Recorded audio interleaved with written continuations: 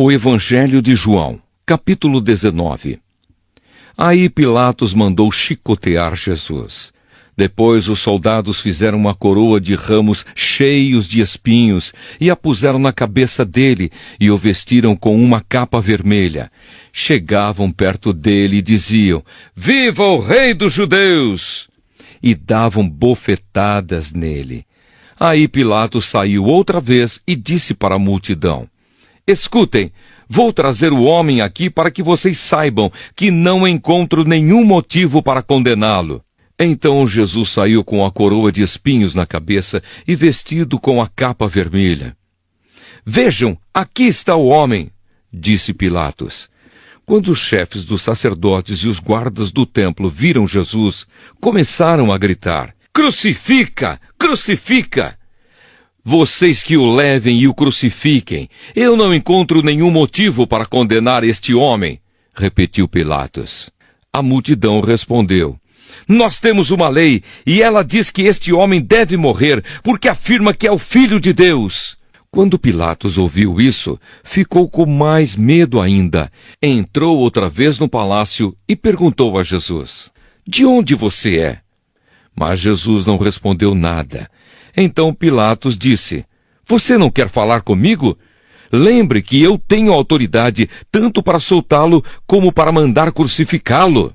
Jesus respondeu: "O Senhor só tem autoridade sobre mim porque ela lhe foi dada por Deus. Por isso aquele que me entregou ao Senhor é culpado de um pecado maior." Depois disso, Pilatos quis soltar Jesus, mas a multidão gritou: "Se o Senhor soltar esse homem, não é amigo do imperador, pois quem diz que é rei é inimigo do imperador." Quando Pilatos ouviu isso, trouxe Jesus para fora e sentou-se no tribunal, no lugar chamado Calçada de Pedra. Em hebraico, o nome desse lugar é Gabatá. Era quase meio-dia da véspera da Páscoa. Pilatos disse para a multidão: "Aqui está o rei de vocês." Mas eles gritaram: "Mata! Mata! Crucifica!" Então Pilatos perguntou: "Querem que eu crucifique o rei de vocês?" Mas os chefes dos sacerdotes responderam: "O nosso único rei é o imperador." Então Pilatos entregou Jesus aos soldados para ser crucificado e eles o levaram. A crucificação de Jesus.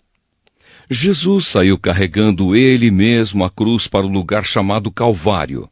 Em hebraico, o nome desse lugar é Gólgota. Ali os soldados pregaram Jesus na cruz e crucificaram também outros 2 homens, um de cada lado dele. Pilatos mandou escrever um letreiro e colocá-lo na parte de cima da cruz. Nesse letreiro estava escrito em hebraico, latim e grego: "Jesus de Nazaré, Rei dos Judeus." Muitas pessoas leram o letreiro porque o lugar em que Jesus foi crucificado ficava perto da cidade. Então os chefes dos sacerdotes disseram a Pilatos: "Não escreva Rei dos Judeus, escreva: Este homem disse, eu sou o Rei dos Judeus. O que escrevi, escrevi." Respondeu Pilatos. Depois que os soldados crucificaram Jesus, pegaram as roupas dele e dividiram em 4 partes, uma para cada um. Mas a túnica era sem costura, toda tecida numa só peça de alto a baixo. Por isso os soldados disseram uns aos outros: "Não vamos rasgar a túnica, vamos tirar a sorte para ver quem fica com ela." Isso aconteceu para que se cumprisse o que as Escrituras Sagradas dizem: "Repartiram entre si as minhas roupas e fizeram sorteio da minha túnica." E foi isso que os soldados fizeram. Perto da cruz de Jesus estavam a sua mãe e a irmã dela, e Maria, a esposa de Clopas, e também Maria Madalena.